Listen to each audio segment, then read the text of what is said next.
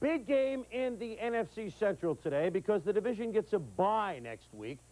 And the Detroit Lions were looking at their early season Super Bowl. Why, you say? Minnesota came in with a 2-3 record. Well, the Vikings had beaten the Lions 8 of the last 9 meetings. So the Lions now playing a good team in danger of going 2-4 for the break.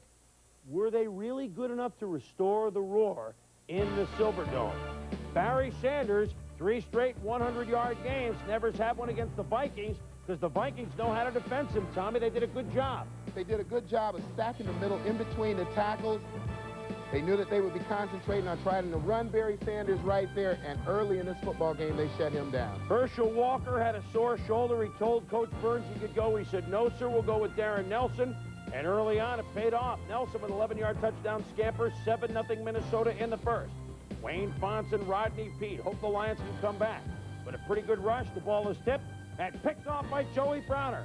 And he'll return it all the way down to the 17-yard line. The Vikings are in business.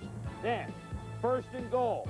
Rich Gannon started today for Wade Wilson. Steve Jordan from Brown University. 14-3 Vikings lead at the half. Lions go back to the drawing board. What are they going to do? Well, if you can't run them, what are you going to do, Tom? Good job by the coaching staff with making the adjustment. How can we get Barry Sanders the ball? Let's dump him the ball, get him in some one-on-one situations with defensive backs outside the tackle. And once you get him the football, watch his head. Talk about having your head on a swivel. He's seen everywhere at once.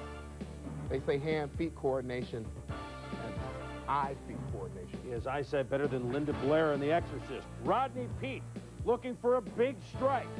They're down 20-3 with just 7 minutes to go. A big Viking lead. But Peete to Robert Clark has about 8 steps on the defenders and look at him go. 68 yards. It's a 20-10 Viking lead. He freezes the defender, Rutland, breezes by him, gets 5 yards behind the defender. Just a bad job of Rutland biting on the out tackle. But the Vikings still lead it by 10. With 6:50 to go, the Lions with a big gamble. They go onside kick. Eddie Murray kicks it off the hands of Anowski.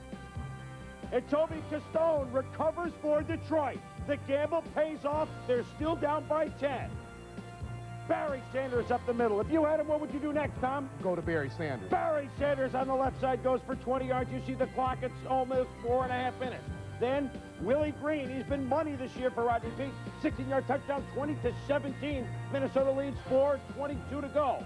This time, no onside kick. They kick it off normally, and the Lions defense holds. Eric Allen trapped by George Jamison, and Minnesota has to punt. Less than 3 minutes to go. The flip to Barry Sanders.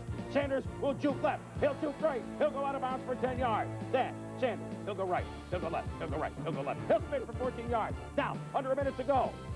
It's still a 3-point Minnesota lead. Barry Sanders to the 5. It's a touchdown. But they have to make sure, Tom. As you watch this play, Barry Sanders with all his moves, he squeezes, he freezes Joey Browner, he squeezes past Rutland. Knee is down, but that ball has crossed the plane.